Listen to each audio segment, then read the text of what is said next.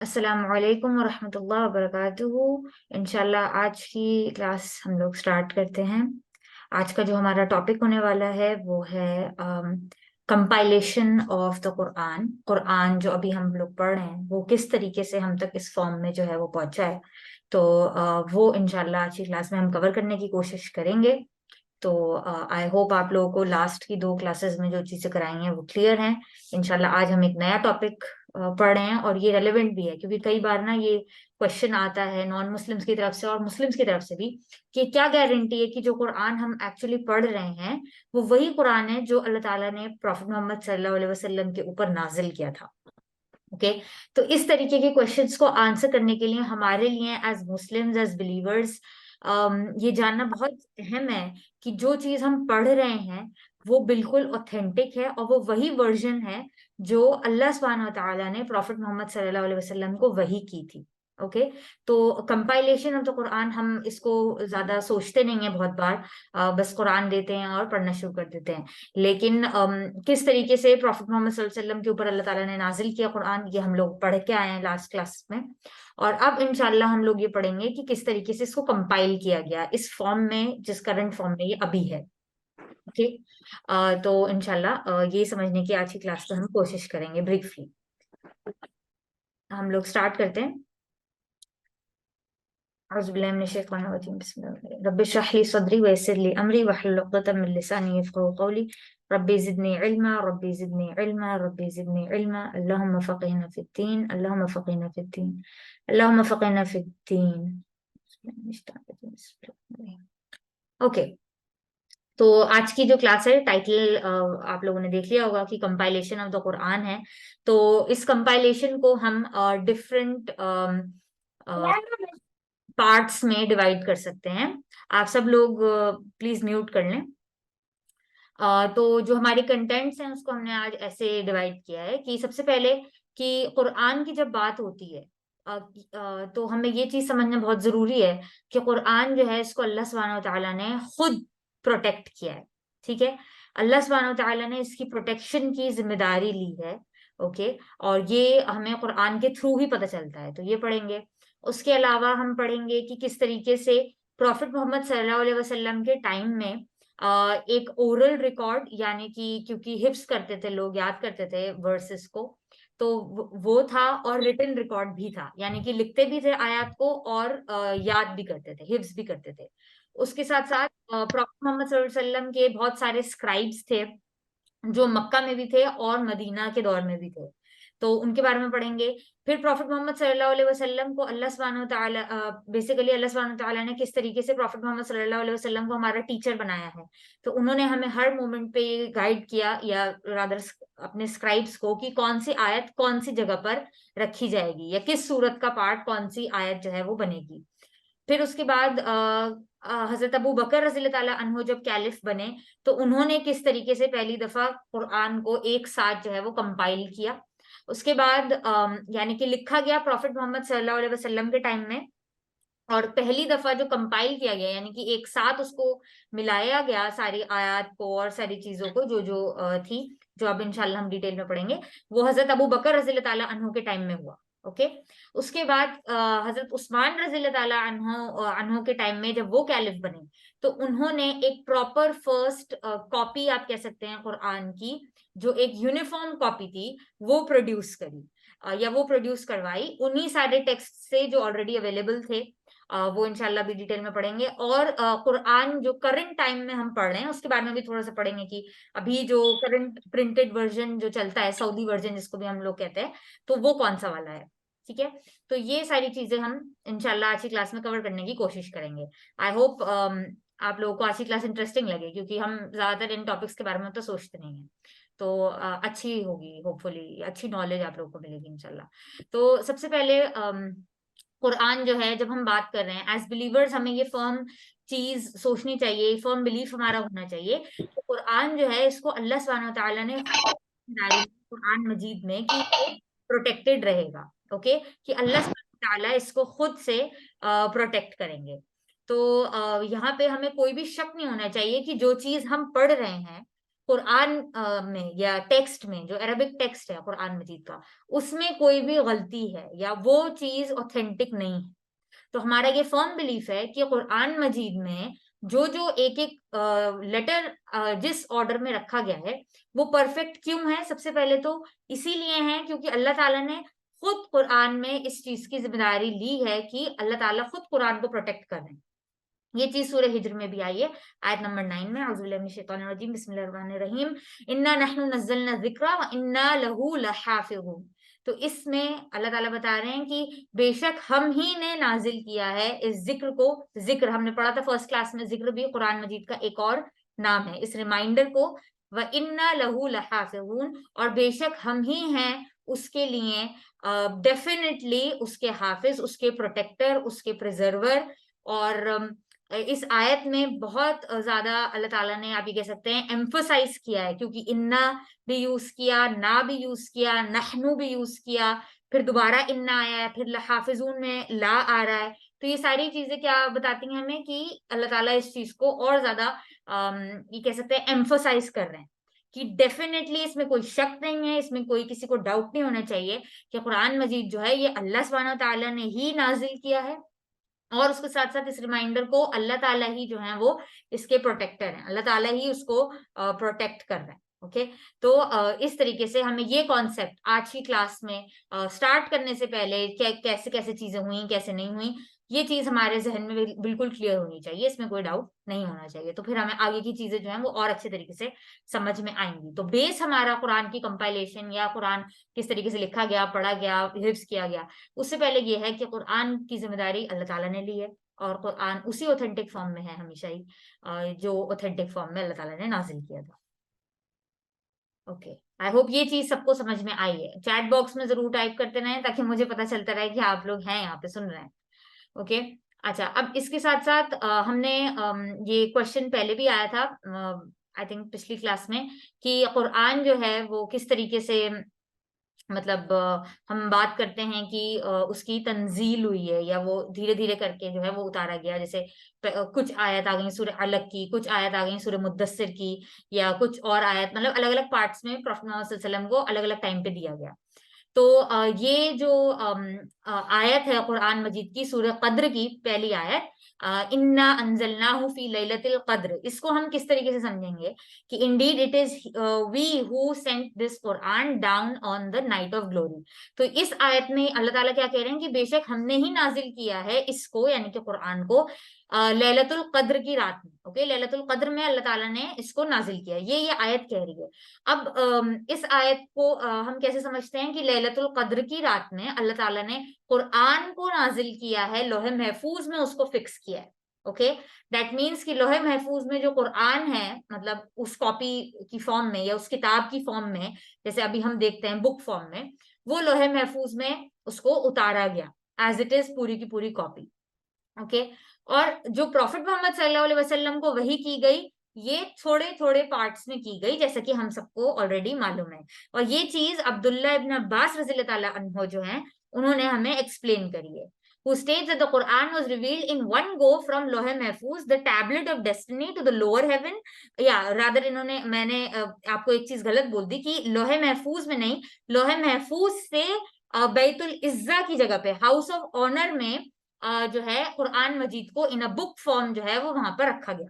Okay, तो correct कर लीजिए मुझे कि लोहे महफूज में नहीं उसको रखा गया है लैलतुल कद्र में, लोहे महफूज से बुक फॉर्म में उसको एक लोअर हेवन पे, नीचे आसमान पे, बैतुल इज्जत नाम की जगह पर जो है उसको वहां पर लैलतुल कद्र में रखा गया, कुरान को इन अ बुक फॉर्म। तो ये चीज हमें क्लियर होनी चाहिए कि सूरह कद्र में जो ये आयत आई है, सूरह कद्र की जो पहली आयत है, उसको हम कैसे एक्सप्लेन करेंगे कि लोहे महफूज से जो नीचे वाला आसमान है उस पे बैतुल इज्जत पे जो है वो कुरान को नाजिल किया गया इन अ बुक फॉर्म। ठीक है, एज इट इज। तो आई होप ये चीज सबको जो है वो समझ में आ रही है कि जो बुक फॉर्म में है वो लोहे महफूज से नीचे उसको बैतुल इज्जत में एज इट इज पूरा का पूरा उतारा गया। और ये कि अल्लाह ताला ने कुछ कुछ आयात जो हैं वो प्रॉफिट मोहम्मद सल्लल्लाहु अलैहि वसल्लम को अलग अलग टाइम पे जो है वही करी, वो हमें सूरह इसरा की भी इस आयत से, आयत नंबर 106 से पता चल जाता है। It is the Quran we have revealed in stages so that you may recite it to the people at a deliberate place and we have sent it down in successive revelations. तो यहाँ पे अल्लाह ताला खुद ही हमें ये चीज बता रहे हैं कि ये कुरान है जिसको हमने नाजिल किया है थोड़ा थोड़ा करके, अलग अलग पीरियड्स में, अलग अलग स्टेजेस में। ओके, क्यों? इतने डिस्टेंस से क्यों, या इतने टाइम पीरियड से क्यों? ताकि आप उसको पढ़ें, ठीक है, so that you may recite it to people at a deliberate place, जाकि आप उसको लोगों को सुनाएं, लोगों को उसकी मतलब उसको रिसाइट करें लोगों के लिए एक सही जगह पर। ओके, अला मुक़सिम व नज़्ज़लनाहु तंज़ीला and we have sent it down in successive revelations, और हमने जो है उसको नाजिल किया है थोड़ा थोड़ा करके, तंजील हुई है उसकी थोड़े थोड़े पार्ट्स में, सक्सेसिव रेवलेशन हुई है, ठीक है, एक साथ नहीं हुई है। तो जो एक साथ हुआ है वो लोहे महफूज से बैतुल इज्जत में हुआ है, और जो थोड़ा थोड़ा करके हुआ है वो हमें मालूम ही है, और कुरान भी हमें बता रहा है आयत नंबर 106 में सूरह इसरा की, कि वो प्रॉफिट मोहम्मद सल्लल्लाहु अलैहि वसल्लम को थोड़ा थोड़ा करके दिया गया। आई होप ये दोनों चीजें जो हैं वो सबको समझ में आई हैं, कि एक तो ये कि कुरान की जिम्मेदारी जो है वो अल्लाह सुब्हानहू व तआला की है, और दूसरा ये कि किस तरीके से लोहे में या सूरह कद्र की आयत नंबर 1 को हम एक्सप्लेन करेंगे, और किस तरीके से ये सूरह इसरा की आयत नंबर 106 को हम समझेंगे इंशाल्लाह, ओके, समझने की कोशिश करेंगे। ओके, अब हम लोग चलते हैं जो यस, मक्कन सूरह जो है, या जो मक्के में रिवील हुई है, जिनका मैक्सिमम पोर्शन या सारी की सारी जो मक्का में रिवील हुई है वो 86 हैं, वो ज्यादा हैं। और जो मदीना में रिवील हुई है, या जिनका मैक्सिमम पोर्शन मदीना में रिवील हुआ है, वो सूरत जो है वो 28, ठीक है। तो 86 plus 28 is equal to 114। Okay, so 86 Makkah में, और इसका क्या मतलब होता है कि मक्का में 86 हुई है, इसका मतलब ये होता है कि उनका या तो वो पूरी की पूरी सूरत, या फिर मतलब उस सूरत की सारी आयत, या फिर ये कि उसकी मैक्सिमम नंबर ऑफ आयत जो हैं वो मक्का में नाजिल हुई हैं। और मदीनन सूरह का मतलब ये होता है कि या तो वो पूरी की पूरी सूरत ही मदीना में नाजिल हुई है, या उसका मैक्सिमम पार्ट जो है वो मदीना में नाजिल हुआ है। ओके, और इसमें एक एडिशन और भी हम लोग कर सकते हैं कि जैसे मेराज पे प्रॉफिट मोहम्मद सल्लल्लाहु अलैहि वसल्लम गए, तो उस वाले चीज को कुछ स्कॉलर्स जो हैं वो मक्का नेरा में डालते हैं, और कुछ स्कॉलर्स जो हैं उसके लिए अलग से एक कैटेगरी बना देते हैं कि फिलिस्तीन में भी प्रॉफिट मोहम्मद सल्लल्लाहु अलैहि वसल्लम को वही हुई है जैसे प्रॉफिट्स को होती थी बाकी के। तो आप उसको उस तरीके से भी कह सकते हैं, और इस तरीके से भी कह सकते हैं कि मक्कन पीरियड में डाल सकते हैं, क्योंकि उस टाइम पे प्रॉफिट मोहम्मद सल्लल्लाहु अलैहि वसल्लम मक्के में थे, और फिर जब बाद में मदीना आए हैं तो फिर जो वही मदीना में हुई है तो वो मदीना वाली सूरत है। तो इस तरीके से 86 प्लस 28। यस, अब हम लोग चलते हैं कि प्रॉफिट मोहम्मद सल्लल्लाहु अलैहि वसल्लम पर वही हो रही है, अल्लाह ताला अपना मैसेज भेज रहे हैं। अब उसको किस तरीके से रिकॉर्ड किया जा रहा है, ठीक है। हमें पता है कि कुरैश की जो सोसाइटी है वो बहुत ज्यादा लिटरेट नहीं है, बहुत ज्यादा एजुकेटेड नहीं है, लेकिन हमें ये चीज जरूर मालूम है कि, या आप लोग बताइए, ये मैं मेरे बताने से पहले, कि कुरैश या मक्का की जो सोसाइटी थी उसमें लोगों का सबसे फेवरेट फेवरेट काम क्या होता था, या उनका एक आप कह दीजिए कि उनका एंटरटेनमेंट के लिए वो क्या करते थे, एंटरटेनमेंट के लिए वो लोग क्या करते थे? जी, जी, किसी का माइक ऑन है? पोएट्री, वेरी गुड, अल्हम्दुलिल्लाह। पोएट्री आप लोगों ने बताया, सही बताया है। तो पोएट्री का बहुत ज्यादा ट्रेडिशन था, और पोएट्री का भी, और अपनी एंसेस्ट्रल लिनिएज को याद करने का, यानी कि अपना जो शजरा जिसको हम लोग बोलते हैं, अपना शजरा याद करने का, और सिर्फ अपना नहीं, अपने कैमल्स का भी शजरा जो है, या अपने हॉर्सेस का शजरा याद करना। तो जो उनकी मेमोरी थी, यस, शायरी, if I am not wrong, you are not wrong, अल्हम्दुलिल्लाह, शायरी एक इम्पोर्टेंट चीज थी अरब सोसाइटी में। तो शायरी हो गई, और मेमोरी, बेसिकली अरब के लोगों की जो मेमोरी होती थी वो बहुत अच्छी होती थी। तो वो बहुत ज्यादा शेर वगैरह सिर्फ पोएट्री करते तो थे ही थे, लेकिन याद भी करते थे, और फिर उसको यूज भी करते थे, इन द सेंस कि उनके जो नॉर्मल एंटरटेनमेंट था उनका वो पोएट्री थी। उसके अलावा वो अपने फैमिली के शजरे, अपने रिलेटिव्स के शजरे, अपने कैमल्स तक के, अपने हॉर्सेस के भी, यानी कि अपने एनिमल्स के भी शजरे जो है, उन लोगों को उसमें भी इंटरेस्ट था। तो बेसिकली उनकी जो नेचर थी, या उनका जो माइंड था, वो मेमोरी के लिहाज से बहुत ज्यादा स्ट्रांग था, ठीक है। और कुरान के बारे में हमें ये चीज पता है कि प्रॉफिट मोहम्मद सल्लल्लाहु अलैहि वसल्लम को अल्लाह ताला ने जो भेजा है वो इसीलिए भेजा है ना, कि प्रॉफिट मोहम्मद सल्लल्लाहु अलैहि वसल्लम जो है वो तिलावत करें, ठीक है, ये सूरह जुमा में हम लोग पढ़ते हैं कि प्रॉफेट मोहम्मद सल्लल्लाहु अलैहि वसल्लम को भेजा है इस उम्मत में कि वो उसमें से जो एक पार्ट है वो ये है कि वो तज़किया करें, वो इल्म दें किताब का, हिकमत सिखाएं और उसके साथ साथ कुरान की तिलावत करें, यानी कि लोगों को कुरान जो है वो सुनाएं और फिर लोग उसको फॉलो करें। तो कुरान मजीद जब नाजिल हो रहा है प्रॉफेट मोहम्मद सल्लल्लाहु अलैहि वसल्लम पे, तो जो मैक्सिमम लोगों को चीज मिल रही है वो ये है कि उनको सुनाई दे रहा है कुरान। ठीक है, कुरान वो लोग सुन रहे हैं।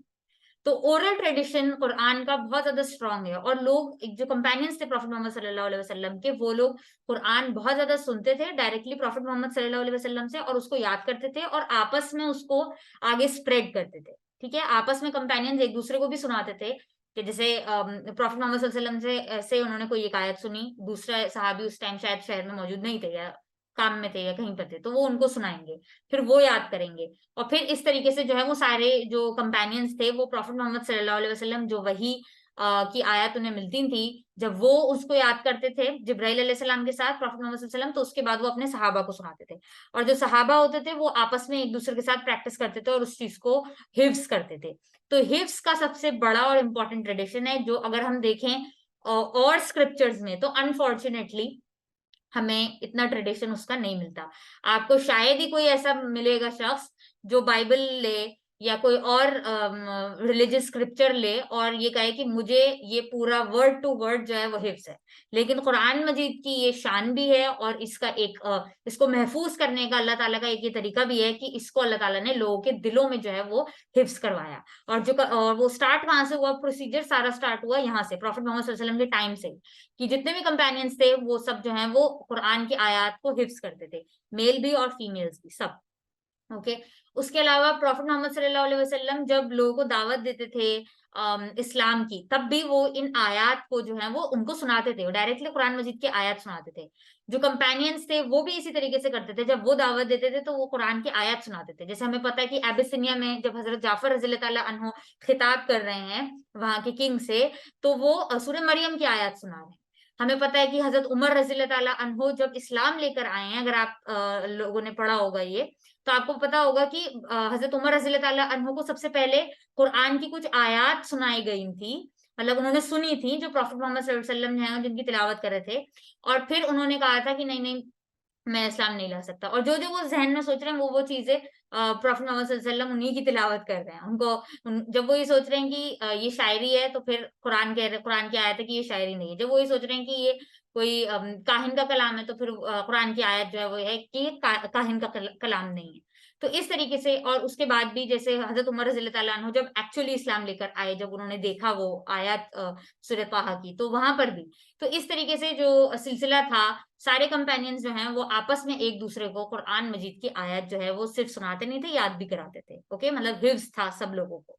अच्छा, तो एक तो ये हिफ्स की बात हो गई कि कुरान मजीद जो है वो प्रॉफेट मोहम्मद सल्लल्लाहु अलैहि वसल्लम के कंपेनियंस जो हैं उसको हिफ्स करते थे। और ऐसा नहीं था कि मक्का के दौर में ही सिर्फ ये होता था, मदीना के दौर में भी यही ट्रेडिशन था।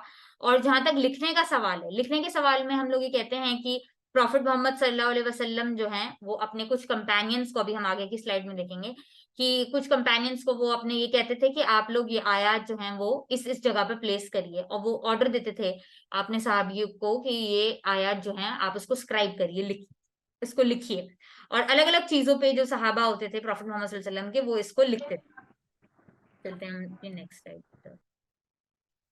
ओके, यस, तो प्रॉफेट मोहम्मद सल्लल्लाहु अलैहि वसल्लम ये बताते तो थे कि कौन सी आयत कहाँ पे रखी जाएगी।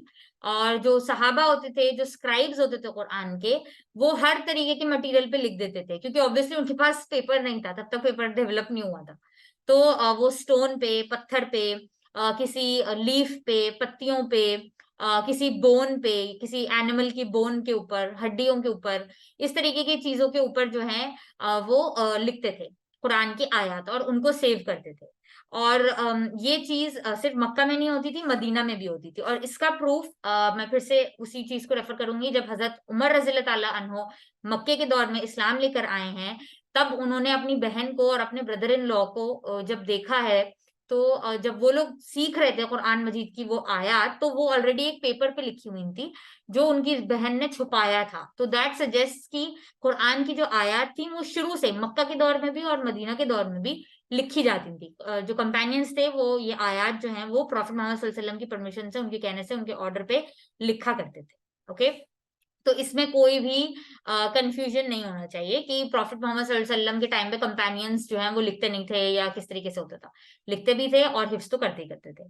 ठीक है, और यस, ये चीज हम आगे भी पढ़ेंगे, लेकिन कुछ स्क्राइब्स के नाम हम लोग अभी देखेंगे यहाँ पे कि प्रॉफिट मोहम्मद सल्लल्लाहु अलैहि वसल्लम के बहुत सारे स्क्राइब्स थे। कुछ नरेशंस के अकॉर्डिंग 40 आता है, कुछ के अकॉर्डिंग ये 65 आता है। इंशाल्लाह इस बुक का नाम जिससे मैंने ये लिया है वो मैं आपको शेयर कर दूंगी क्लास के एंड में। तो आप भी इस बुक को पढ़ सकते हैं, उसमें बहुत डिटेल में बहुत अच्छे से दिया हुआ है सारी चीजें विद प्रॉपर रेफरेंसेस। तो आप उसको रेफर कर सकते हैं। तो यहाँ पे उन सारे सहाबाओं के नाम है जो कुरान के स्क्राइब्स थे, जिसमें हजरत अली, हजरत अबू बकर, हजरत उमर, हजरत उस्मान, हजरत जैद इब्न साबित और उबई इब्न काब रज़ियल्लाहु ताला अन्हुम। इन सब, ये सारे जो स्क्राइब्स हैं ये सब कुरान मजीद के आयत जो हैं वो लिखते थे। ठीक है, और ये भी चीज हमें पता चल जाती है कि प्रॉफिट मोहम्मद सल्लल्लाहु अलैहि वसल्लम इनको बताते थे कि कौन सी आयत कौन सी जगह पर किस सूरत में जाएगी। ठीक है, क्योंकि कुरान जो है वो हमें पता है कि धीरे धीरे करके नाजिल हो रहा है, लेकिन प्रॉफिट मोहम्मद सल्लल्लाहु अलैहि वसल्लम हमारे टीचर हैं, हमारे गाइड हैं, हमारे प्रॉफिट हैं। वो हमें बताते थे कंपेनियंस को, दैट मीन्स कि कौन सी आयत जो है वो कहाँ जाएगी। राइट, तो इस तरीके से ये होता है। अच्छा, अब प्रॉफिट मोहम्मद सल्लल्लाहु अलैहि वसल्लम के जो, यस, यस, अब ये चीज की, ये तो अभी हमने पढ़ा कि मक्का के दौर में या मदीना के दौर में किस तरीके से प्रॉफिट मोहम्मद सल्लल्लाहु अलैहि वसल्लम के जो सहाबा थे वो लिखते थे, पढ़ते थे, आपस में डिस्कस करते थे। अब इसके साथ साथ ये चीज भी जरूरी है कि प्रॉफिट मोहम्मद सल्लल्लाहु अलैहि वसल्लम के विसाल से पहले का जो साल है उसमें रमजान में एक तो हर साल ही जिब्राइल अमीन जो है वो प्रॉफिट मोहम्मद सल्लल्लाहु अलैहि वसल्लम के साथ कुरान को जो है वो दोहराते थे। लेकिन जो लास्ट ईयर है उसमें, जो लास्ट रमजान है उसमें 2 बार प्रॉफिट मोहम्मद सल्लल्लाहु अलैहि वसल्लम ने, ये कह सकते हैं हम, कि कुरान पूरा का पूरा रिवाइज किया। ठीक है, तो ताकि कोई भी शक ना रहे, कोई मिस्टेक की गुंजाइश ना रहे, और अल्लाह ताला ने इस चीज को क्लियर किया, क्योंकि प्रॉफिट मोहम्मद सल्लल्लाहु अलैहि वसल्लम को जब 2 बार या 1 बार, हर साल एक तो रिवीजन हो ही रहा है, लेकिन लास्ट ईयर उनको 2 बार रिवीजन कराया गया, ताकि अगर किसी भी कंपेनियन के पास या उनके किसी स्क्राइब के पास कोई और प्रॉब्लम है तो प्रॉफिट मोहम्मद सल्लल्लाहु अलैहि वसल्लम उसको क्लियर कर सके। ठीक है, ताकि कोई भी गलती की गुंजाइश जो है वो नहीं रहे और सब परफेक्ट हो। ठीक है, और प्रॉफिट मोहम्मद सल्लल्लाहु अलैहि वसल्लम के एक बहुत ही ये कह सकते हैं यंग और क्लोज जो स्क्राइब थे वो जैद इब्न साबित रज़ियल्लाहु ताला अन्हु थे। और वो उनको प्रॉफिट मोहम्मद सल्लल्लाहु अलैहि वसल्लम उनके टाइम पे उन्होंने कुरान जो है वो पूरा जिस फॉर्म में है उसको कंपाइल कर रखा था, उनके पास पूरी की पूरी कॉपी थी। और सिर्फ हजरत जैद नहीं, और सहाबाओं के पास भी, जैसे हजरत अली हो गए, हजरत उबई इब्न काब हो गए, इन लोगों के पास भी कुरान की लिखे में या क्योंकि ये लोग स्क्राइब्स थे तो इनके पास उसकी कॉपी मौजूद थी, वो पूरा कलेक्शन उनके पास मौजूद था। लेकिन यस, एक बुक फॉर्म में नहीं था, क्योंकि अलग अलग मटेरियल्स पे लिखते थे, लेकिन था। तो सिर्फ ऐसा नहीं था कि किसी एक ही सहाबी के पास है या किसी दो ही सहाबी के पास है। बहुत सारे जो सहाबा थे वो स्क्राइब्स थे और सबके पास कॉपीज थी, और वो सब लोग लिखने के बाद प्रॉफिट मोहम्मद सल्लल्लाहु अलैहि वसल्लम से उसको चेक कराते थे कि उन्होंने कौन सी चीज कहाँ लिखी। ओके, और प्रॉफिट मोहम्मद सल्लल्लाहु अलैहि वसल्लम अगर कोई गलती होती थी तो उसको करेक्ट भी करते थे। तो इस तरीके से प्रॉफिट मोहम्मद सल्लल्लाहु अलैहि वसल्लम को जो कुरान दिया गया उसकी रेसिटेशन प्रॉफिट मोहम्मद सल्लल्लाहु अलैहि वसल्लम को दोबारा दोबारा कराई गई। और ये चीज भी हमें याद रखनी है कि जब कुरान मजीद प्रॉफिट मोहम्मद सल्लल्लाहु अलैहि वसल्लम नमाज में पढ़ते थे, या जब नमाज में प्रॉफिट मोहम्मद सल्लल्लाहु अलैहि वसल्लम अलग अलग सूरा पढ़ रहे हैं, तब भी कंपेनियंस बहुत ध्यान से सुन रहे हैं कि कौन सी आयत कौन सी जगह पर आएगी। ठीक है, अभी हमें ये इमेजिन करना मुश्किल है क्योंकि हमारे पास एक प्रॉपर कॉपी है या हमारे पास टेक्स्ट है, क्योंकि हम सिर्फ सुनते नहीं है, हम पढ़ते भी हैं।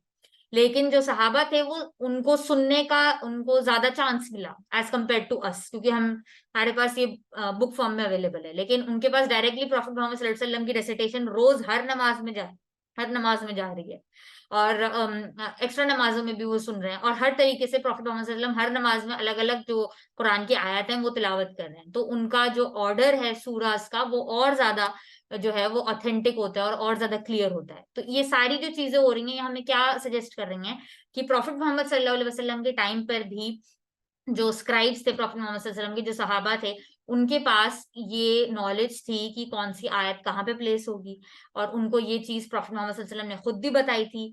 और वो आपस में भी कुरान को पढ़ते रहते थे, रिवाइज करते रहते थे, क्योंकि हिफ्स करते थे, और हिफ्स पे ज्यादा डिपेंडेंट थे और सुनने पे ज्यादा डिपेंडेंट थे। तो गलती की गुंजाइश कम थी, क्योंकि रिटन रिकॉर्ड में गलतियां करना फिर भी थोड़ा आसान हो जाता है, लेकिन अगर आप कॉन्स्टेंटली एक चीज सुन रहे हैं और साइड वाला भी सुन रहा है, तो उससे जो आपकी ऑथेंटिसिटी है वो इम्प्रूव हो जाती है। तो दोनों ही चीजें एक साथ हो रही है प्रॉफिट मोहम्मद सल्लल्लाहु अलैहि वसल्लम के टाइम पे। ऐसा नहीं है कि सिर्फ लिखने पे डिपेंडेंट है, और ऐसा भी नहीं है कि सिर्फ सुनने पे डिपेंडेंट है। दोनों चीजें साथ साथ हो रही हैं। और इस तरीके से कुरान मजीद, हमें ये जहन में रखना है कि प्रॉफिट मोहम्मद सल्लल्लाहु अलैहि वसल्लम के टाइम में पूरी तरीके से लिखा हुआ था। उसकी जो एक एक आयत है, वो जो कंपेनियंस थे उन्होंने वो प्रॉफिट मोहम्मद सल्लल्लाहु अलैहि वसल्लम के टाइम में लिखी हुई थी अपने पास। ओके, उनके पास वो लिखी हुई थी, और प्रॉफिट मोहम्मद सल्लल्लाहु अलैहि वसल्लम ने क्या सूरज का ऑर्डर होगा, किस तरीके से कौन सी आयत कहाँ जाएगी, ये सब प्रॉफिट मोहम्मद सल्लल्लाहु अलैहि वसल्लम ने अपने सहाबाओं को बताया था। ठीक है। और एजुकेशन अमंग्स कंपेनियंस, ये भी बहुत अहम पॉइंट है, ताकि हमें ये चीज जहन में रहे कि हम ऐसी सोसाइटी के साथ डील, ठीक है, हमें पता है कि बहुत ज्यादा एजुकेशन नहीं थी, लेकिन ऐसा नहीं था कि कोई भी लिख नहीं सकता था। ठीक है, it was not as ordinary as it is today, लेकिन फिर भी जो हमारे सहाबा थे वो कुरान की आयत जो है वो लिखते थे, समझते थे, आगे पास ऑन करते थे। और जैसे अब्दुल्ला इब्न मसूद रज़ी अल्लाह ताला अन्हु हो गए, ये मक्के में बहुत बहुत अर्ली कंपेनियन है, जो बहुत जल्दी इस्लाम लेकर आ गए थे।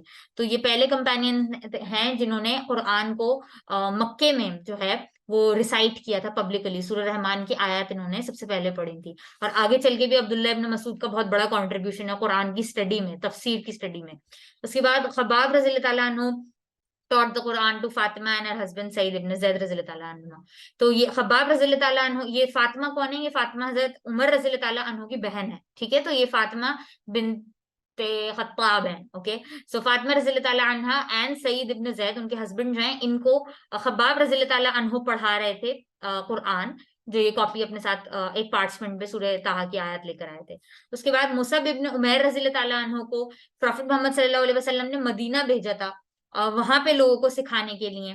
जब प्रॉफिट मोहम्मद सल्लल्लाहु अलैहि वसल्लम की हिजरत नहीं हुई थी, उससे पहले मुसब इब्न उमैर रज़ी अल्लाह ताला अन्हु को वहां पर भेजा था। प्रॉफिट मोहम्मद सल्लल्लाहु अलैहि वसल्लम ने ग्राउंड सेट किया था, तो वहां पर भी मुसब इब्न उमैर रज़ी अल्लाह ताला अन्हु ने जो नए लोग थे उनको सिखाया, और ऑब्वियसली कुरान की आयत के थ्रू सिखाया। इन मदीना प्रॉफिट सल्लल्लाहु अलैहि वसल्लम, यस, ये इनका मैं अभी पहले भी जिक्र आ चुका है, ज़ैद इब्न साबित रज़ी अल्लाह ताला अन्हु, क्योंकि ये आगे चल के भी इंपॉर्टेंट रोल प्ले करेंगे, क्योंकि ये प्रॉफिट के साथ भी थे, उनके स्क्राइब्स की टॉप मोस्ट लिस्ट पे थे। और आगे चल के भी जो हम अभी देखेंगे कंपाइलेशन में, वहां पर भी इन्होंने इंपॉर्टेंट रोल प्ले किया। और प्रॉफिट मोहम्मद सल्लल्लाहु अलैहि वसल्लम टॉट पीपल फ्रॉम, यस, ये चीज भी हमें याद रखनी है कि प्रॉफिट मोहम्मद सल्लल्लाहु अलैहि वसल्लम को अरेबिया की अलग अलग जो ट्राइब्स हैं उनको सिखाना होता था। ओके, क्योंकि अगर कोई ऐसी ट्राइब से आ रहा है जो कुरैश ट्राइब से नहीं है, या कोई दूर से आ रहा है, तो उनको प्रॉफिट मोहम्मद सल्लल्लाहु अलैहि वसल्लम उनके डायलेक्ट में सिखाते थे। ठीक है, हमें ये चीज मालूम है कि अगर हम फॉर एग्जाम्पल उर्दू बोल रहे हैं या हिंदी बोल रहे हैं, इनफैक्ट उर्दू नहीं, हिंदी बोल रहे हैं, तो आप अगर वेस्टर्न यूपी में हैं तो आप अलग तरीके से बोलेंगे, अगर आप ईस्टर्न यूपी में हैं तो आप अलग तरीके से बोलेंगे, अगर आप मध्य प्रदेश में हैं तो आप अलग तरीके से बोलेंगे। तो इसी तरीके से अरबिक के साथ भी है, कि अरबिक में भी ये है कि आप अलग अलग रीजन में जाएंगे, अगर आज के कॉन्टेक्स्ट में देखें, अलग अलग कंट्रीज में जाएंगे तो अलग अलग डायलेक्ट्स मिलेंगे। इजिप्ट का डायलेक्ट अलग होगा, सऊदी डायलेक्ट अलग होगा, यूएई में डायलेक्ट अलग होगा, जो उनके लोकल्स का होगा। तो इसी तरीके से प्रॉफिट मोहम्मद सल्लल्लाहु अलैहि वसल्लम के टाइम पे भी जो ट्राइब्स के लोग आते थे उनके पास, तो प्रॉफिट मोहम्मद सल्लल्लाहु अलैहि वसल्लम उनको उनके डायलेक्ट में समझाते थे, क्योंकि उनको मुश्किल होता था, क्योंकि कोई बद्दू है, कोई किसी और डायलेक्ट का है, तो उसको फिर आप उसको कुरैशी डायलेक्ट पहले समझाएं, तो फिर प्रॉफिट मोहम्मद सल्लल्लाहु अलैहि वसल्लम उनको उनके डायलेक्ट में जो है वो बताते थे कुरान की आयत, ताकि वो याद कर सकें, समझ सकें इजीली, उनके लिए आसानी हो। ओके, यहाँ पर भी एग्जाम्पल्स हैं उन सारे सहाबाओं के इन पिक्चर्स में, जो प्रॉफिट मोहम्मद सल्लल्लाहु अलैहि वसल्लम के लाइफ टाइम में ही पढ़ाते थे कुरान दूसरे सहाबाओं को और लोगों को, और आगे स्प्रेड करते थे मैसेज, और कारी थे कुरान के, और एक दूसरे को कुरान की आयत जो है वो सिखाते थे, पढ़ाते थे। और इस तरीके से जो है ये एग्जाम्पल्स हैं, आप लोग पढ़ सकते हैं, इंशाल्लाह बुक का मैं रेफरेंस दे दूंगी, तो वहां पर और डिटेल में पढ़ लीजिएगा। अच्छा, अब नेक्स्ट जो टॉपिक है हमारा वो है, अब प्रॉफिट मोहम्मद सल्लल्लाहु अलैहि वसल्लम के बाद जो नेक्स्ट टॉपिक है हमारा वो है हजरत अबू बकर रज़ियल्लाहु ताला अन्हु। ठीक है, तो यस, तो प्रॉफिट मोहम्मद सल्लल्लाहु अलैहि वसल्लम के बाद हजरत अबू बकर रज़ियल्लाहु ताला अन्हु कैलिफ बनते हैं, खलीफा बनते हैं इस्लामिक वर्ल्ड के। तो यहाँ पर क्या होता है कि प्रॉफिट मोहम्मद सल्लल्लाहु अलैहि वसल्लम के टाइम पे सारे सहाबाओं ने जो है, मतलब मोस्टली बहुत सारे सहाबाओं ने कुरान लिखा है अलग अलग जगहों पे, और सबके पास अपने अपना पर्सनल एक रिकॉर्ड है। ओके, सबके पास अपना पर्सनल एक रिकॉर्ड है। जैसे हजरत अली के पास अपना रिकॉर्ड है कि उनके घर में उन्होंने जो भी चीजें, अपने नोट्स बनाए हैं, आप कह सकते हैं कि अपने उनके पास रिकॉर्ड है। उसी तरीके से हजरत जैद इब्न साबित के पास है। सबने प्रॉफिट मोहम्मद सल्लल्लाहु अलैहि वसल्लम से चेक कराया और सबके पास अपना अपना एक रिकॉर्ड है, और एक दूसरे से भी उन्होंने उसको टैली किया है।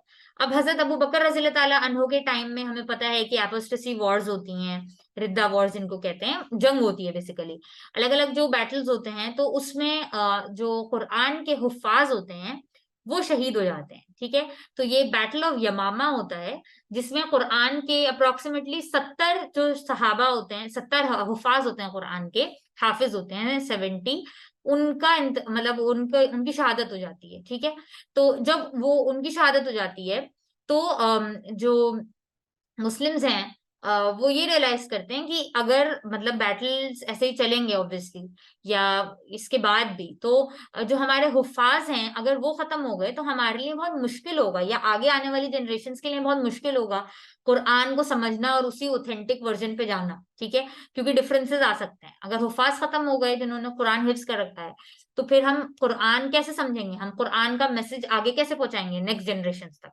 तो फिर वहां पे हजरत उमर रज़ियल्लाहु ताला अन्हु को जब ये ख्याल आया उनके माइंड में, तो उन्होंने इसी कंसर्न को हजरत अबू बकर रज़ियल्लाहु ताला अन्हु के आगे रखा कि अम, अगर हमारे सारे इसी तरीके से लोग शहीद हो गए या कुछ हुआ या खत्म हो गए, नेक्स्ट जनरेशन तक जाने तक हमारे पास कुरान के टीचर्स बचेंगे नहीं, तो फिर क्या करेंगे। इसलिए हजरत उमर रज़ियल्लाहु ताला अन्हु ने हजरत अबू बकर रज़ियल्लाहु ताला अन्हु को ये सजेस्ट किया कि हमें एक कंपाइल कर लेना चाहिए कुरान को, एक जगह एक साथ कंपाइल कर लेना चाहिए, और ये आसानी हो जाएगी हमारे आगे आने वाली जनरेशन्स के लिए, और फिर हम उसको एज अ रेफरेंस यूज कर सकते हैं कि किसी को कोई नया इंसान है, कोई नया कन्वर्ट हो रहा है, या नेक्स्ट जनरेशन, आगे आने वाली जनरेशन जो है हमारी, वो अब इस रेफरेंस बुक को देख सकती हैं। ठीक है, तो ये हजरत उमर का सजेशन था। हजरत अबू बकर ने पहले मना कर दिया, ये कह गए कि जो काम प्रॉफिट मोहम्मद सल्लल्लाहु अलैहि वसल्लम ने नहीं किया वो मैं कैसे कर सकता हूँ। लेकिन फिर फाइनली कुछ टाइम बाद, कुछ दिनों बाद उन्होंने उनको खुद ही इस तरफ उनका जहन जो है वो इंक्लाइन हुआ, या अल्लाह ताला ने हम कह सकते हैं कि उनका जहन इस तरफ इंक्लाइन किया कि उन्होंने हजरत उमर रज़ियल्लाहु ताला अन्हु की बात मान ली। ठीक है, और उनको भी ये चीज सही लगी कि हमें एक कॉपी जो है वो रेडी कर लेनी चाहिए ताकि कोई कंफ्यूजन बाकी नहीं रहे। तो फिर हजरत अबू बकर रज़ियल्लाहु ताला अन्हु ने एक कमिटी बनाई। ठीक है, एक कमिटी बनाई उन्होंने जिसमें 12 सहाबा थे। ठीक है, 12 सहाबी थे जिस कमिटी में वो हजरत अबू बकर रज़ियल्लाहु ताला अन्हु ने बनाई। कौन कौन थे इस कमिटी के मेंबर्स? उस्मान रज़ियल्लाहु ताला अन्हु, अली रज़ियल्लाहु ताला अन्हु, तलहा रज़ियल्लाहु ताला अन्हु, अब्दुल्ला इब्न मसूद, उबई इब्न काब, खालिद इब्न वलीद, हुज़ैफा रज़ियल्लाहु ताला अन्हु and Salim, all of these came together. ठीक है, और इसके साथ साथ जैद इब्न साबित जो है वो इसको लीड करते हैं। ठीक है, इस कमिटी को, और ये सारे सहाबा रज़ियल्लाहु ताला अन्हुम, ये सारे जो हैं ये उमर रज़ियल्लाहु ताला अन्हु के घर में जो है वो कलेक्ट होते हैं, और अपने अपने जो मटेरियल्स हैं, जो जो उनके पास कुरान की आयत हैं उनके पास मौजूद, वो सब ये अपनी अपनी वर्सेस जो है, अपनी अपनी वर्सेस या अपनी अपनी आयत जो है वो लेकर आते हैं। अच्छा, अब ये वर्सेस जो हैं वो एक साथ कलेक्ट की जाती हैं। ठीक है, और इसकी एक कॉपी रेडी की जाती है। अब कॉपी रेडी करने से पहले हर जो इंसान कोई भी एक एक वर्स भी अगर लेकर आ रहा है तो उसको दो अपने साथ जो है, या दो उसके गवाह भी लाने हैं। ठीक है, अगर फॉर एग्जाम्पल कोई एक वर्स या कोई एक आयत लेकर आ रहा है कुरान मजीद की कि ये जगह इस जगह पर है, तो उसको उसको प्रूव भी करना है। तो हर आयत के लिए दो दो जो है वो आपके पास विटनेस होने चाहिए। ठीक है, बिना विटनेस के कोई आयत कंसिडर नहीं की जाएगी, ताकि ऑथेंटिसिटी और कोई आयत मिस ना हो जाए, कोई गलत चीज ऐड ना हो जाए। ठीक है, तो इतना प्रिकॉशन लेते लेते हुए जो है हजरत अबू बकर रज़ियल्लाहु ताला अन्हु की कमेटी ने काम किया। ठीक है, जो उन्होंने कमेटी बनाई थी। और बार बार इसको चेक करने के बाद, आपस में कलेक्ट करने के बाद, और आपस में चेक करने के बाद, डबल चेक करने के बाद जो है, इस रिकॉर्ड को जो है वो सईद इब्न अल-आस रज़ियल्लाहु ताला अन्हु ने अपनी अच्छी हैंड राइटिंग में जो है उसको गैजल स्किन के ऊपर लिख दिया। ठीक है। और ये जो जब लिख दिया तो इसको सुनाया गया मस्जिद में। ठीक है। और यहाँ पे 33,000 कंपेनियंस ने अप्रोक्सीमेटली अग्री किया इस बात से कि ये जो आयत हैं वो सही ऑर्डर में है, और ये कुरान जो है ये कंप्लीट है, कोई आयत मिस नहीं हुई है, कोई आयत एक्स्ट्रा ऐड नहीं हुई है, ये ओरिजिनल है। जो प्रॉफिट मोहम्मद सल्लल्लाहु अलैहि वसल्लम को जो आयत वही की है अल्लाह ताला ने, ये सारी की सारी वही है। तो दैट मीन्स हमें ये याद रखना है कि कोई भी प्रोसेस क्यों ही नहीं हो गया। जैसे अभी हम लोग बात करते हैं ना कि इसकी एकेडमिक ऑथेंटिसिटी क्या है, इसमें प्रॉपर एथिक्स लगे हैं या नहीं लगे हैं, कोई आप रिसर्च करते हैं, कोई भी चीज करते हैं। यहाँ पे प्रॉफिट मोहम्मद सल्लल्लाहु अलैहि वसल्लम के जो कंपेनियंस हैं इतने टाइम पहले, क्योंकि कुरान का मामला है, इतना ज्यादा प्रिकॉशंस लेते हैं। ठीक है। कि कोई भी मिस्टेक नहीं होनी चाहिए और कोई भी चीज गलत से ऐड नहीं होनी चाहिए। ओके। तो ये कॉपी एक तैयार की जाती है, और इस कॉपी में ये याद रखना है हमें यहाँ पर कि इसमें जो डिफरेंट डायलेक्ट्स हैं वो भी इंक्लूड किए जाते हैं। ठीक है। ये एक डायलेक्ट का कुरान रेडी नहीं होता है, ये 7 डायलेक्ट्स का कुरान जो है वो रेडी किया जाता है। ओके। आई होप यहाँ तक सबको क्लियर है। यहाँ तक सबको क्लियर है कि हजरत अबू बकर रज़ियल्लाहु ताला अन्हु के बाद के टाइम में सबसे पहली दफा कुरान जो है वो एक कॉपी में कंपाइल किया गया। पहले सबके पास अपना अपना एक रिटन रिकॉर्ड था। ठीक है, उन्हें मालूम है कि कौन सी आयत कहाँ पर है, नहीं है, लेकिन एक रिटन रिकॉर्ड पहली बार जो तैयार किया गया, मतलब कंपाइल किया गया एक साथ, वो हजरत अबू बकर रज़ियल्लाहु ताला अन्हु के टाइम में हुआ। तो प्रॉफिट मोहम्मद सल्लल्लाहु अलैहि वसल्लम के टाइम पे पहली दफा लिखा गया, मतलब पहली दफा क्या, उनके सामने ही सब कुछ लिखा गया। और हजरत अबू बकर रज़ियल्लाहु ताला अन्हु के टाइम में पहली दफा कंपाइल किया गया। ओके। अच्छा, अब ये जब कंपाइल हो गया, एक कॉपी रेडी हो गई, तो अब ये कॉपी जो है कुरान मजीद की, ये जो रेफरेंस के लिए कॉपी बनाई गई कि अगर हुफाज के साथ प्रॉब्लम हो, लोगों को हिफ्ज ना हो या कोई भी चीजें हो, तो ये कॉपी जो है ये हजरत अबू बकर रज़ियल्लाहु ताला अन्हु के बाद नेक्स्ट खलीफा को मिली। नेक्स्ट खलीफा कौन है? हजरत उमर रज़ियल्लाहु ताला अन्हु। और हजरत उमर रज़ियल्लाहु ताला अन्हु ने अपने बाद ये जो कॉपी थी वो अपनी बेटी और प्रॉफिट मोहम्मद सल्लल्लाहु अलैहि वसल्लम की वाइफ, उनकी विडो यानी कि हफ्सा रज़ियल्लाहु ताला अन्हा को ये कॉपी जो है वो दे दी। ठीक है। तो पहले हजरत अबू बकर के पास थी, फिर हजरत उमर के पास, और हजरत उमर के बाद उन्होंने अपनी डॉटर को, और अजवाज मुतहरात में से भी हैं हजरत हफ्सा रज़ियल्लाहु ताला अन्हा, तो उनको ये कॉपी जो है वो दे दी, और उनके पास ये कॉपी इंटैक्ट रही। ओके। अच्छा, अब हजरत उमर रज़ियल्लाहु ताला अन्हु के टाइम में कोई ज्यादा इसमें कोई चेंजेस नहीं होते, या कोई इसमें कोई चीज होती नहीं है। ठीक है। अब हजरत उमर रज़ी तो हजरत अबू बकर का हमने पढ़ लिया, हजरत उमर के में कोई ऐसी नई चीज हुई नहीं। अब हजरत उस्मान रज़ियल्लाहु ताला अन्हु का टाइम पीरियड जो है हम वो देखेंगे। ओके।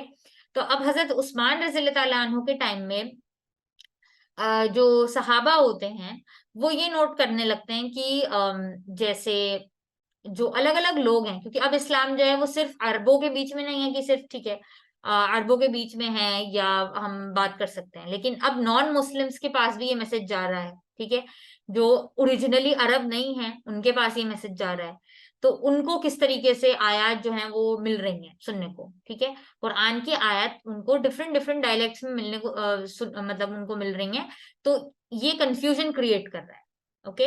तो हुजैफा रज़ियल्लाहु ताला अन्हु, जिनका हम जिक्र पहले भी स्क्राइब्स में कर चुके हैं, आई थिंक, या कमिटी में कर चुके हैं, हुजैफा रज़ियल्लाहु ताला अन्हु ने यही चीज जो है बताई आके उस्मान रज़ियल्लाहु ताला अन्हु को, जो खलीफा है उस टाइम पे, कि एक बैटल में जब वो गए हैं इस तरफ, तो अर्मीनिया की तरफ, तो उन्होंने देखा कि दमास्कस के लोग, यानी कि सीरिया के, करंट डे सीरिया, दिमश्क के लोग और इराक के लोग जो हैं, उनके जो डायलेक्ट्स हैं वो अलग अलग हैं, और वो लोग इस बात पे जो है उनको डिफरेंसेस हो रहे थे कि ये कुरान है, नहीं ये कुरान है, ये किरत है या ये किरत है।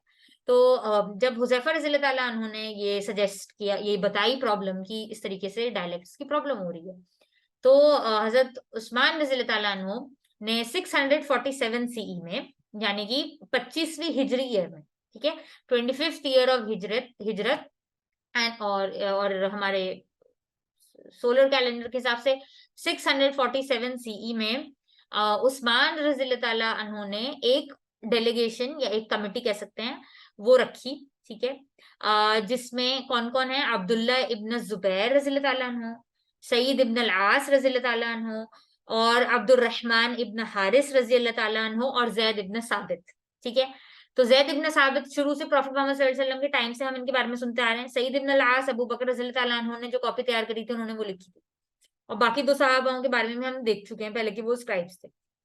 तो यहाँ पे ये 4 लोगों की कमिटी बनाते हैं हजरत उस्मान रज़ी अल्लाह ताला अन्हु, और ये कहते हैं कि अब आप एक कुरान की सिर्फ एक कॉपी तैयार करें, और डायलेक्ट क्या होगा उसमें, कुरैशी डायलेक्ट होगा। ठीक है, जिस डायलेक्ट में ओरिजिनली कुरान मजीद नाजिल किया गया है, जिनको नाजिल किया गया है प्रॉफिट मोहम्मद सल्लल्लाहु अलैहि वसल्लम को, वो डायलेक्ट होगा। ये याद रखिए कि जैद इब्न साबित जो है वो मदीना के हैं।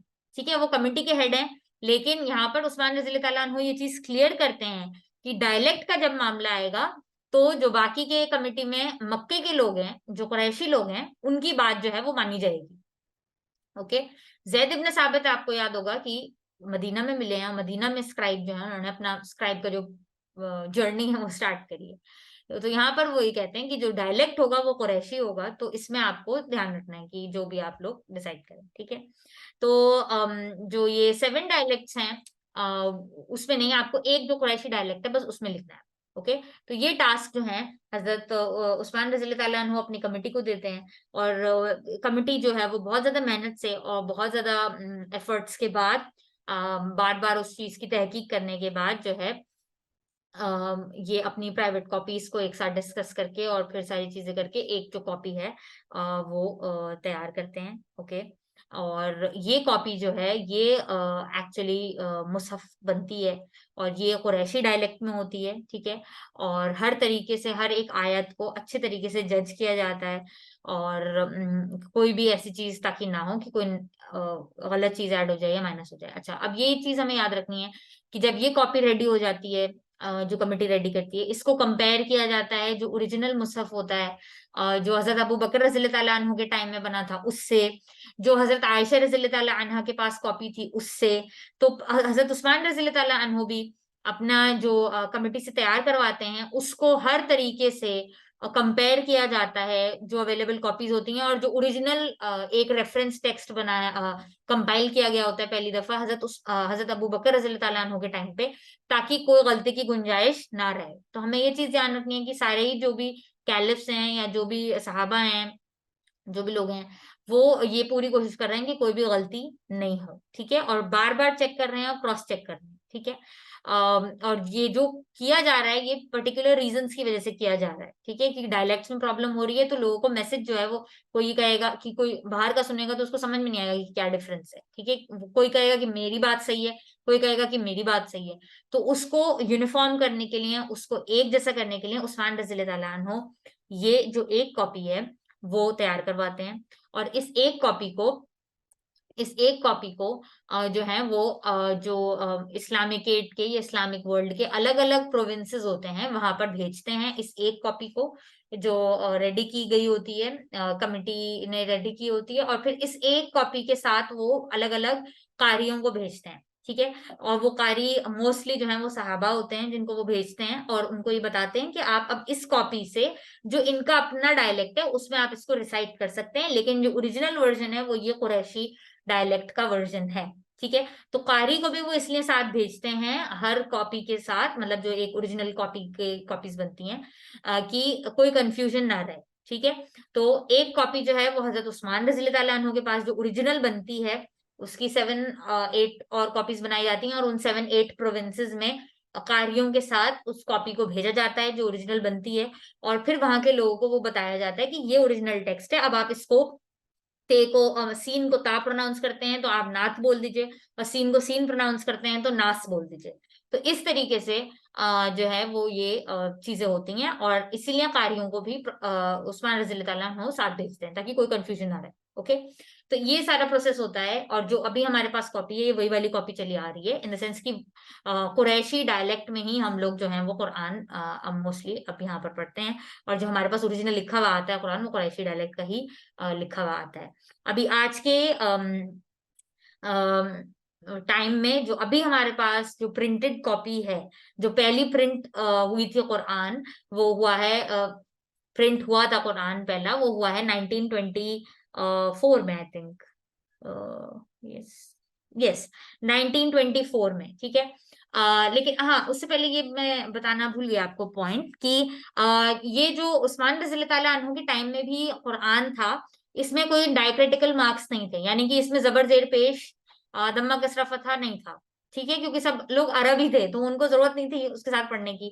लेकिन हज्जाज इब्न यूसुफ ने जो है वो इसमें डायक्रिटिकल मार्क्स बाद में जो है वो ऐड किए थे। ठीक है, तो ये जो वॉवल साइंस हैं ये बाद में ऐड किए गए थे।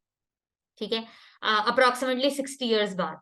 ठीक है, तो उस्मान रज़ी अल्लाह ताला अन्हु की जो कॉपी थी, हजरत अबू बकर की जो कॉपी थी, उसमें सिर्फ अरबिक लिखी है। ठीक है, मतलब उसमें सिर्फ लेटर्स लिखे हैं, वर्ड्स लिखे हैं, उसमें कोई भी मार्क्स नहीं है, जैसे जज्म नहीं लिखा या जबर नहीं लिखा, जेर नहीं लिखा।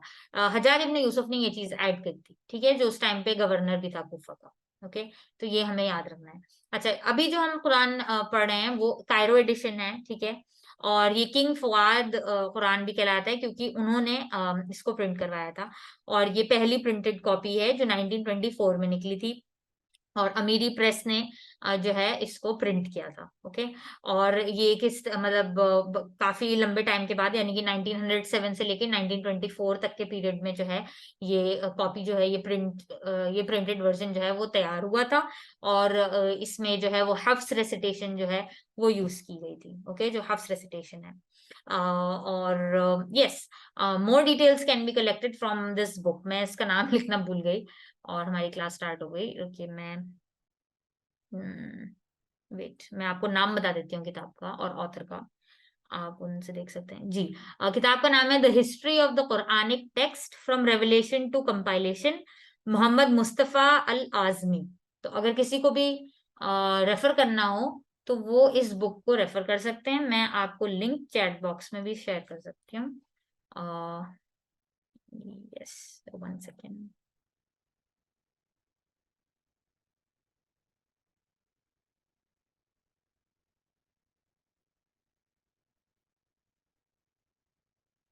ये मैंने आपको बुक का लिंक, पीडीएफ जो है, पीडीएफ मैंने आपको भेज दिया है, आप देख लें, ऑनलाइन तो अवेलेबल है फ्री ऑफ कॉस्ट।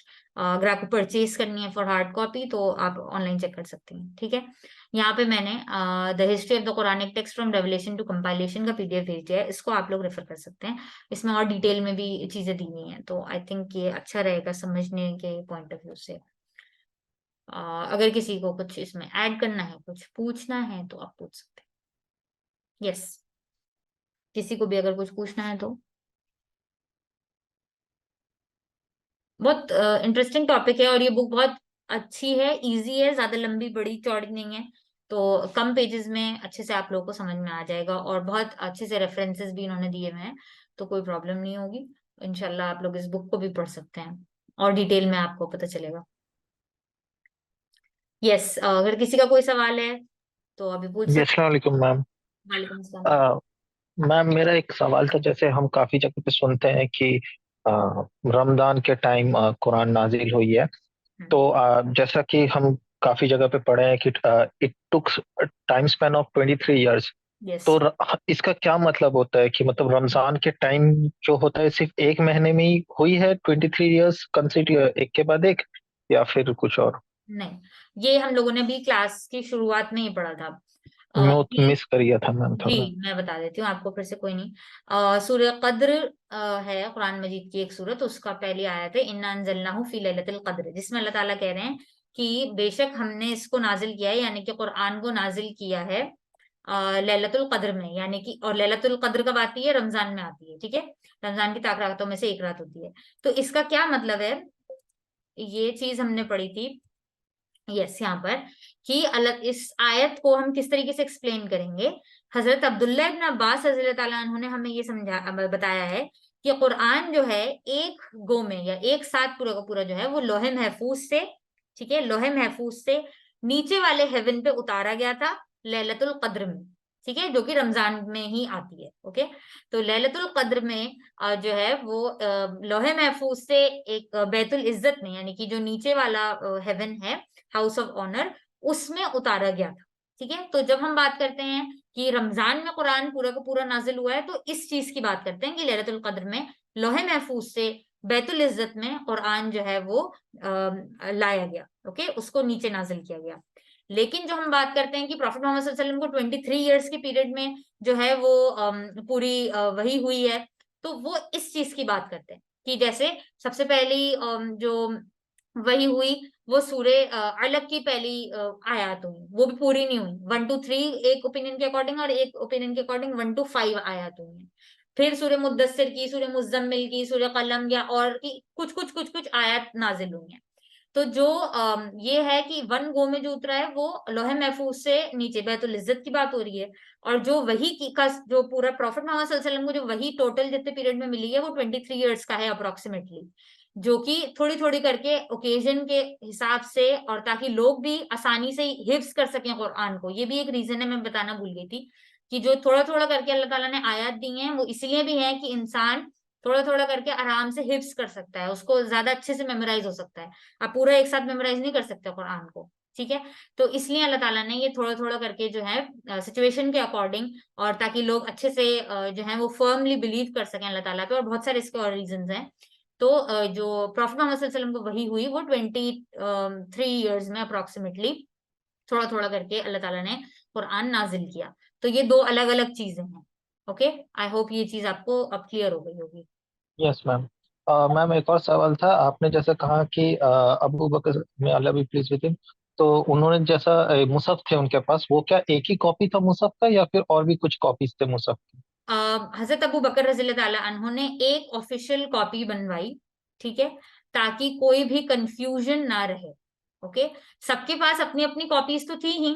ओके, सबके पास अपनी अपनी कॉपीज तो थी, लेकिन हजरत अबू बकर रज़ी ताला अन्हु ने एक सिंगल पहली पूरी कंपाइल्ड कॉपी बनाई, जिसमें किसी को कोई कंफ्यूजन ना रहे कि कौन सी आयत कहाँ पर है, ये क्या है, या ये है या नहीं है। ओके, तो ये जो हजरत अबू बकर रज़ी ताला अन्हु ने बनवाई है, ऑलरेडी प्रॉफिट मोहम्मद सल्लल्लाहु अलैहि वसल्लम के कंपेनियंस ने उनके सामने जो है वो कुरान की आयत लिखी थी, स्क्राइब करी थी। लेकिन अबू बकर रज़ी ताला अन्हु ने उसको एक जगह कंपाइल कर दिया, ताकि अगर हुफ्फाज जो हैं वो खत्म हो जाएं या आगे आने वाली जो जनरेशन है उनके लिए आसानी हो जाए। ओके, और हजरत उस्मान रज़ी ताला अन्हु के पीरियड में, मैं ये चीज आपको ऐड कर देती हूँ, अभी मैं बताना मेरे जहन से निकल गया, कि हजरत उस्मान रज़ी ताला अन्हु ने जब कॉपी तैयार करी कुरान की, एक कोडिफाई किया कुरान को, एक यूनिफॉर्म कुरैशी डायलेक्ट में कुरान को रेडी किया, तो उन्होंने जो बाकी के कॉपीज थी या बाकी के जो डिफरेंट डायलेक्ट्स की कॉपीज थी उसको रिमूव किया था, उसको जो है वो खत्म किया था। तो ये हमें याद रखना है कि हजरत अबू बकर रज़ी ताला अन्हु के टाइम पे जो डिफरेंट रेसिटेशंस हैं वो सब इंक्लूडेड हैं एक ही सिंगल कॉपी में, और हजरत उस्मान रज़ी ताला अन्हु के टाइम में उन्होंने सिर्फ कुरैशी डायलेक्ट में ओरिजिनल जो वो लिखा हुआ है, जो रिटन कॉपी होगी वो सिर्फ कुरैशी डायलेक्ट में एक सिंगल कॉपी होगी, ताकि कोई भी कंफ्यूजन ना रहे। I hope that answers your question. Yes, जी बिल्कुल, थैंक यू। जी आपका कोई क्वेश्चन है? जी एक, एक सवाल है मेरा। जी जी ये था, जैसे आप ये बता रही हैं कि हजरत अली के पास था थोड़ा, तो ये जो हिस्से में था क्या उनके पास, जैसे हजरत अली के पास थोड़ा हिस्सा लिखा आपकी था वो? आवाज बहुत बहुत हल्के हल्के आ रही है, आप थोड़ा जोर से बोलें। ये अब मेरी आवाज आ रही है मैडम सही से? जी आवाज आ रही है, बस हल्के हल्के आ रही है, बोलिए, मैं समझ रही हूँ। हाँ जी, मैं कोशिश की कैसे बोलना चाह रहा हूँ कि आपने बताया कि हजरत अली जो थे, या हजरत आपने बताया जैद, जैद के पास थी, जो ये कुरान शरीफ जो उनके पास था वो थोड़े थोड़े टुकड़ों में था, या कंपाइल उन्होंने कर रखा था खुद से भी? नहीं नहीं, टुकड़ों में नहीं था उनके पास। ये देखिए, मैं आपको ये बता रही हूँ कि हजरत अली है फॉर एग्जाम्पल, या कोई भी और सहाबी है, उन्होंने प्रॉफिट मोहम्मद सल्लल्लाहु अलैहि वसल्लम से आयत कुरान मजीद की सुनी, ठीक है, उनको ये परमिशन मिली कि आप लिख सकते हैं, क्योंकि आपको लिखना आता है, आप कॉपी मतलब अपने लिए लिख सकते हैं। तो जब प्रॉफिट मोहम्मद सल्लल्लाहु अलैहि वसल्लम ने उनको ये कहा कि यस आप लिख सकते हैं, तो सहाबा ने अपने घर में जाके वो आयत लिखी, ठीक है। जब उन्होंने सहाबी ने वो आयत लिखी, उन्होंने आके ये चेक करवाई प्रॉफिट मोहम्मद सल्लल्लाहु अलैहि वसल्लम को कि आयत यही है, इसमें कोई एडिशन, कोई सब्ट्रैक्शन, कोई गलत चीज तो नहीं है। जब प्रॉफिट मोहम्मद सल्लल्लाहु अलैहि वसल्लम को उन्होंने ये बताया, जब प्रॉफिट मोहम्मद सल्लल्लाहु अलैहि वसल्लम ने कहा कि ये सही चीज है, और फिर उन्होंने जो जगह बताई उनको कि इसको कहाँ पे प्लेस करना है इस आयत को, तो फिर सहाबी ने उसको अपने घर में जाके अपने रिकॉर्ड्स में उसको उसी जगह पे प्लेस किया, ऑब्वियसली जहां पे प्रॉफिट मोहम्मद सल्लल्लाहु अलैहि वसल्लम ने कहा है।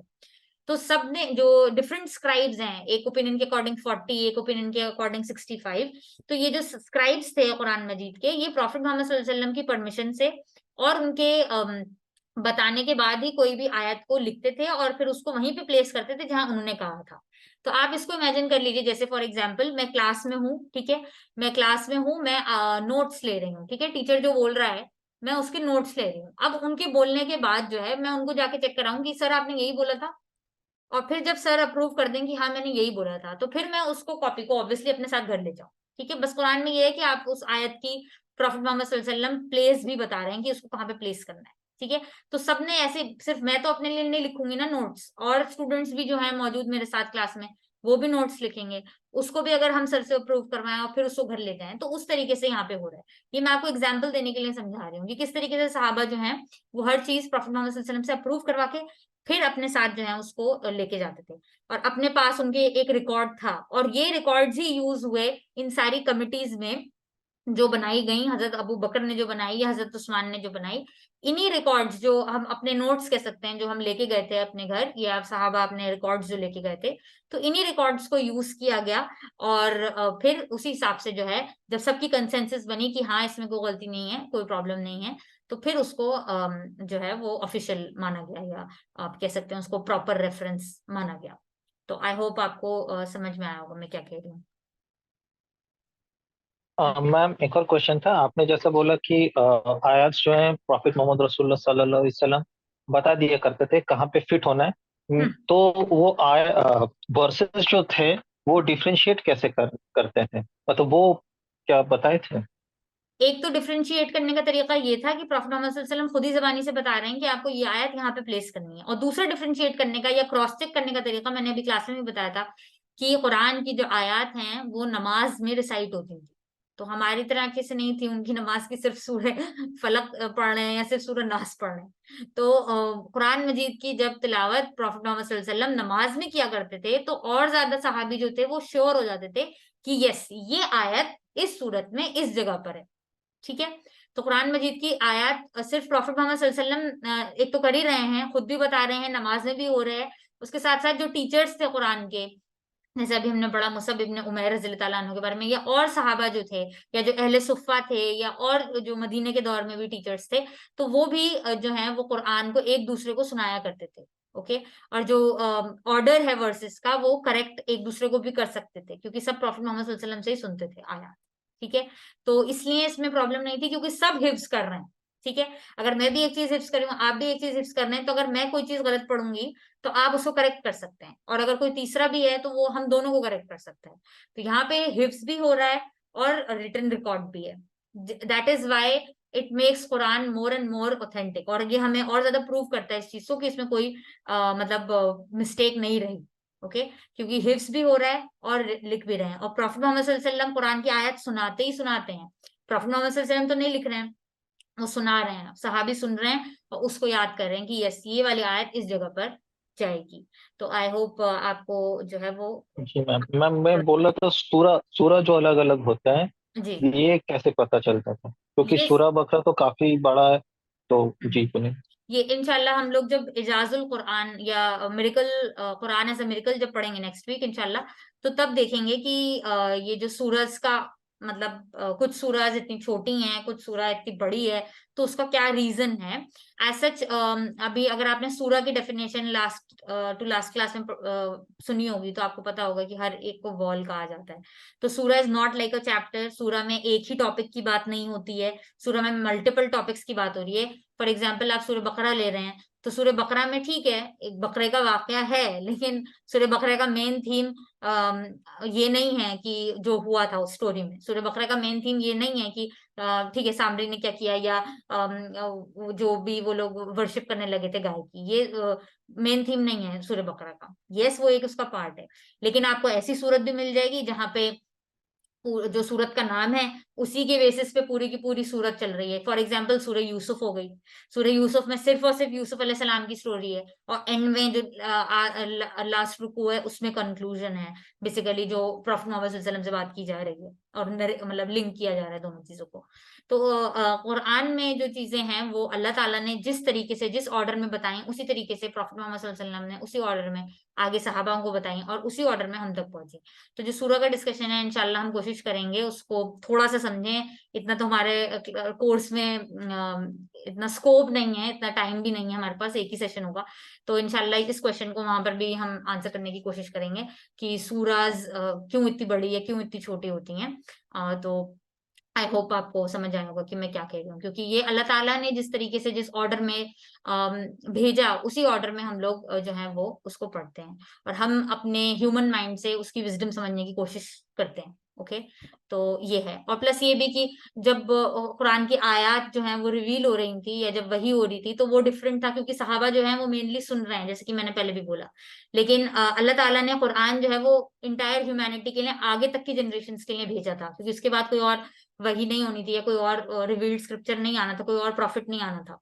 तो इसीलिए भी कुरान का जो थीम है, जैसे सूरह बकरा शुरू में आती है, जैसे सेकेंड ही चैप्टर है, तो वो भी हमें ये बताता है कि अगर एक इस्लामिक सोसाइटी बन गई है, या मुस्लिम्स आगे मतलब आगे फैलते हैं, या ज्यादा पॉपुलेशन होती है, तो किस तरीके से उनके लिए लॉ भी इम्पोर्टेंट होगा, उनके लिए ईमान का पोर्शन भी इम्पोर्टेंट होगा। तो उसी तरीके से अल्लाह ताला की विजडम के अकॉर्डिंग कुरान का जो स्ट्रक्चर है, या जो कुरान का ऑर्डर है, वो है। तो आई होप ये चीज आपको समझ में आई होगी, जो मुझे आपके क्वेश्चन से समझ में आई। कब से शुरू हुआ है मिराज के बाद? ये क्वेश्चन हमारे टॉपिक से तो रिलेटेड नहीं है, नमाज का सिलसिला है, लेकिन ये हमें मालूम है कि नमाज जो ऑफिशियली मिली है, मिराज में मिली है प्रॉफेट मोहम्मद सल्लल्लाहु अलैहि वसल्लम को 5 टाइम्स जो फर्ज की गई है। लेकिन उससे पहले हमारे पास ये रिकॉर्ड है अवेलेबल कि मक्के के दौर में भी जो सहाबा थे वो नमाज पढ़ा करते थे, प्रॉफेट मोहम्मद सल्लल्लाहु अलैहि वसल्लम नमाज पढ़ा करते थे, जहाँ पे उनको एक जो बुरा इंसान है आप कह सकते हैं, उसने चोक करने की भी कोशिश करी थी प्रॉफेट मोहम्मद सल्लल्लाहु अलैहि वसल्लम को, और हजरत अबू बकर रज़ी अल्लाह अन्हु ने उसको रोका था, उक़बा इब्न अबी मुईत को। तो प्रॉफेट मोहम्मद सल्लल्लाहु अलैहि वसल्लम और जो सहाबा थे वो मक्के के दौर में भी नमाज पढ़ते थे, लेकिन फर्ज नहीं थी। फर्ज जो है वो मिराज में ही हुई है। और प्रॉफेट मोहम्मद सल्लल्लाहु अलैहि वसल्लम से जो पहले जनरेशन्स थी, यानी कि जो हमारे और प्रॉफिट्स थे, वो भी नमाज पढ़ा करते थे, लेकिन उनका नमाज का जो तरीका था, या जो टाइमिंग्स थे, या जो नंबर थे, वो सब अलग थे। जैसे मूसा अलैहिस्सलाम के कौम को 2 टाइम जो है वो नमाज पढ़नी होती थी। ओके, उनको 2 दफा पढ़नी होती थी। और हमारी मतलब मुस्लिम्स को या उम्मत मुस्लिमा को 5 टाइम्स नमाज जो है वो फर्ज की गई है। और प्रॉफेट मोहम्मद सल्लल्लाहु अलैहि वसल्लम जो है वो तहज्जुद भी पढ़ा करते थे, और बाकी साहबा भी। ओके, तो आई होप ये क्वेश्चन मैं आंसर कर पाई हूँ। आई थिंक अब टाइम हो गया है, तो हम लोग एंड करते हैं सेशन। रब्बना तक़ब्बल मिन्ना इन्नका अंतस समीउल अलीम व तुब अलैना इन्नका अंतत तव्वाबुर रहीम। अस्सलामु अलैकुम व रहमतुल्लाहि व बरकातुहू।